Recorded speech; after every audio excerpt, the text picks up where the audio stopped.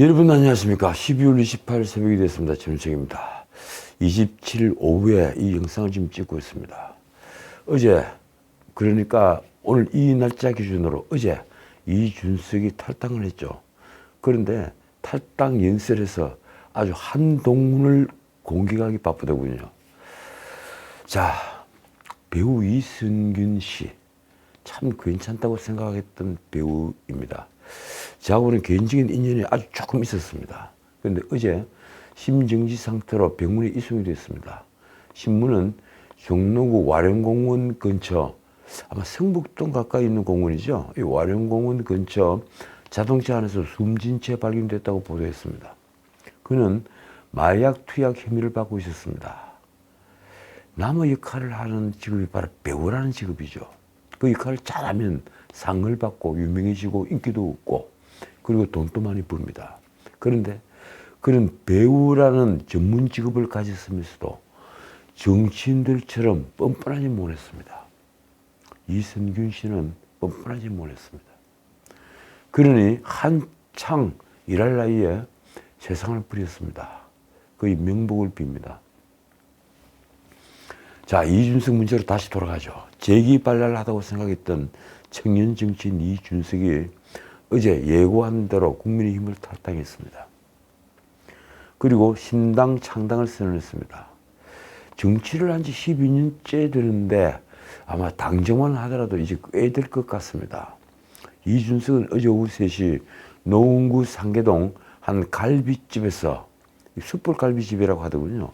갈비집에서 저는 오늘 국민의힘을 탈당한다며 동시에 국민의힘에 제가 가지고 있던 모든 정치적 자산을 포기한다고 했습니다. 글쎄, 정치적 자산이 있었습니까? 이준석의 말입니다. 정치를 시작한 지 12년째 되는 오늘을 그날로 정해놓고 지난 몇 달간 많이 고민했다.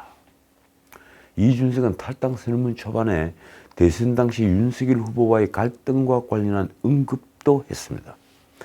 탄핵의 상실을 겪은 당원들에게 어떻게든 승리의 기쁨을 안겨야 하는 당위적 목표 속에서 때로는 대선 후보를 강하게 억제해야 할 필요가 있었다.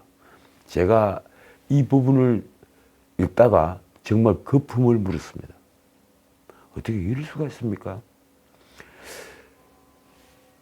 그 뒤에 쓴 말이 이렇습니다. 좋았던 결과보다도 그 과정이 불편하셨던 당원이 계신다면 이 자리를 빌려 죄송하다고 말씀드린다. 그러니까 윤석열 후보에게 이상한 행동을 하고 두 분이 가출을 한 것도 모두 탄핵에 대한 상처를 겪은 당원들에게 승리의 기쁨을 남기기 위해 부득이하게 후보를 강하게 억제한 것이라는 변명입니다. 탄핵에 대한 상처라고요? 그건 누가 입힌 겁니까? 참 놀라운 말이 아닐 수 없습니다. 평가하기도 싫은 변명이라고만 하겠습니다. 그 뒤에도 놀라운 말이 연속입니다. 이준석은 오늘 제 선택은 제 개인에 대한 처우, 저에게 가해진 아픈 기억 때문에 하는 것이 아니다면서 자신이 국민의힘으로부터 총괄 선거대책위원장 등의 자리를 제안받았다고 밝혔습니다. 놀라운 폭로입니다. 몇 달 전이라고 했는데 이 총괄 선대위원장 자리를 누가 제안을 한 겁니까? 김기현입니까? 제가 개인적으로 확인해 보니 아니라고 하던데요. 과연 누가 언제 무슨 자격으로 이런 제안을 한 것일까요? 대통령실에 있는 누구입니까? 자, 이준석의 글입니다. 이런들 어떠하며 저런들 어떠하냐는 자세로 때로는 영달을 누리고 때로는 고생을 겪으며 만수산 드렁식과 같이 얽혀서 살 수도 있다. 그러면서 이준석이 한 정확한 워딩은 이렇습니다. 실제로 이미 몇 달 전 책임 있는 사람으로부터 총괄 선거대책위원장 등 자리도 제안받은 적이 있지만 전혀 마음이 동하지 않았다. 이준석은 윤석열 정부도 공격했습니다. 실제 한동훈까지 아주 엄청난 공격을 퍼붓더군요. 그리고 김건희 여사에 대한 공격도 했습니다. 그가 저는 탄핵을 겪으며 비선을 잇고 비전을 없는 대한민국을 다시는 용납하지 않겠다고 다짐했다며 한 말이 이렇습니다. 자, 이게 누가 타깃인지 한번 들어보십시오. 선출되지 않은 누군가가 모든 유무형의 권력을 휘두르며 대한민국을 쥐락펴락하는 모습. 그 사람 앞에서 법과 상식마저 무력화되는 모습이 반복되는 것은 다시는 경험하고 싶지 않은 트라우마다. 박근혜 퀴즈로 정치 입문을 했죠. 그런 뒤에 박근혜를 탄핵하는 유승민 편에 섰던 자신에 대한 교묘한 변명이라고 할까요? 선출되지 않은 권력이라고 했습니까? 그게 김건희 여사를 거론을 한 것으로 보이는데 차라리 정면으로 비판하는 것이 옳지 않겠습니까? 이준석은 지금 또 누군가는 대한민국의 위기 속에서도 상대를 악으로 상정하고 청산하는 것을 소명으로 생각하고 그 방향으로 시민들을 이끌려고 한다며 이렇게 말했습니다. 요 타깃은 또 한동훈이죠. 자, 이렇습니다. 하지만 말 위에서 천하를 얻었다 해도 계속 말 위에서 다스릴 수는 없는 노릇이다. 대통령 선거가 끝난 지 2년이 다 되어 가는데도 왜 적장을 쓰러뜨리기 위한 극한 대립, 칼잡이, 아집이 우리 모두의 언어가 되어야 합니까? 자, 그러면 지금 민주당의 이재명 대표를 우리가 모두 용인해야만 하는 겁니까? 이준석의 말 뜻은 거기에 있는 겁니까? 이 말은 지금 여야 간의 협치가 이루어지지 못하고 이재명을 둘러싼 사법 리스크가 계속되는 현상을 윤석열 대통령 탓으로 돌리는 말입니까? 정말 교묘한 공격이 아니라고 할 수 없습니다. 한편 이재명은 신당에 대한 포부도 밝혔습니다. 이준석의 말입니다. 신당에서는 이 위기를 정확하게 직시하고 당당하게 펴뜨려지는 이야기를 하겠다. 해열제와 진통제를 남발하여 이제는 주사 바늘을 꽂을 혈관도 남아있지 않은 대한민국의 중차대한 문제들을 솔직하게 다루겠다. 그런데 이준석 신당에 얼마나 많은 사람들이 모이들까요? 다는큰데 저는 없을 것이라고 말씀드리겠습니다. 이준석이 말입니다. 누군가가 또다시 콜로세움에 상대를 빌런으로 만드는 정치를 하고자 한다면 저는 100번 고쳐 죽는 한이 있어도 그 사람의 멱살을 잡고 아고라로 들어와 다시 미래를 이야기하도록 강제하겠다. 역사 공부를 제대로 못한 것입니까? 아니면 게임을 많이 본 겁니까? 이날 이준석은 원래 계획인 국회에서 기자회견을 여는 것을 포기하고 27일 오후 3시 노원구 상계동 한 고깃집에서, 정확히는 숯불 갈비집에서 탈당 기자회견을 연다고 공지했습니다. 그런데 이준석의 탈당 선언은 약발이 전혀 먹히지 않았습니다. 이건 저 하나만의 의견이 아니고 제가 통화를 했던 많은 언론인들의 공통된 의견입니다. 관심은 많았고 흥미는 있었지만 약발은 먹히들지 않았다. 그들의 평가입니다. 솔직히 대중의 관심사에서 멀어졌습니다. 특히 한동훈이 등장한 뒤에 이준석은 B급 뉴스밸류 판정을 받는 신세가 됐습니다. 그가 한 말이 톱뉴스가 이제 되지는 않는다는 겁니다. 한동훈은 비대위원장 취임식에서 기자들이 이 전 대표에게 탈당을 만류하거나 만날 계획이 있느냐고 묻자 이렇게 답했습니다. 우리 당은 자유민주주의 정당이고 다양한 성격을 가진 많은 분이 모일수록 강해진다. 앞으로 취임하면 다양한 생각을 가진 많은 분들을 진정과 상관없이 만나고 경청할 것이다. 그러면서 한동훈이 한 말은 쇠기를 박는 말이었습니다. 특정 분들에 대한 계획은 없다. 자연스레 한동훈이 비대위원장 취임으로 이준석의 신당 창당 동력이 약화됐다는 분석이 나왔습니다. 이준석과 행보를 함께한 정치지망생 그룹이죠. 천하용인. 이 4명 가운데 누가 이준석과 운명을 함께 할까요? 천하용인, 천하람, 허은하, 김명태, 이기인. 이 가운데 과연 누구일까요? 김용태는 탈당에 반대를 했고 허은하 의원과 천하람 당협위원장도 탈당 입장을 분명히 밝히지 않고 있습니다. 허은하는 탈당을 하면 국회의원 자격이 상실됩니다. 이준석 측 관계자는 일단 이준석 홀로 탈당 선언을 할 것이라고 말했고 실제 그랬습니다. 한편 한동훈 신임 비상대책위원장은 26일 이준석과의 만날 가능성에 대해 이렇게 말했습니다. 지금 단계에서 특정 사람을 전제로 어떤 계획을 갖고 있지는 않다. 자, 한편 28일 한동훈 비대위원장이 비대위 구성에 관해 의견을 밝혔습니다. 일단은 비정치인 위주로 비상대책위원회를 구성하겠다는 것입니다. 한 위원장은 이날 국회 당대표실 출근길에서 비대위원 구성에 대해 이렇게 말했습니다. 당연히 비정치인 위주다. 정치인 위주로 할 거면 제가 이 자리에 나와 있는 게 이상한 일이다.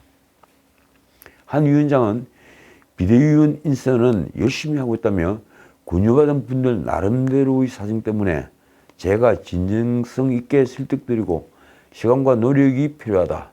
공개하기 어려운 면이 있지 않겠느냐고 했습니다.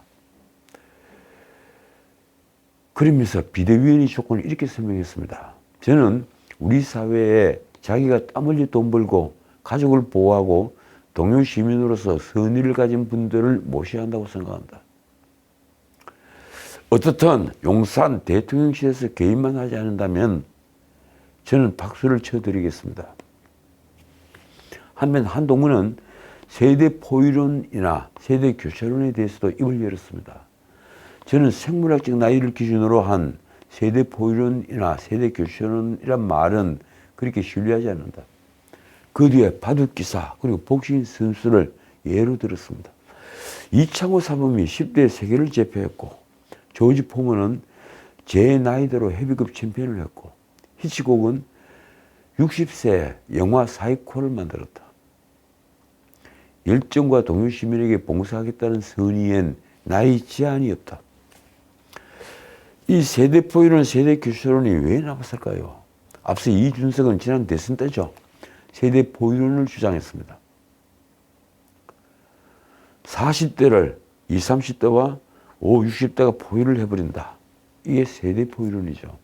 한동훈 위원장은 총선을 앞두고 이준석과 차별화한 생각을 밝힌 것입니다.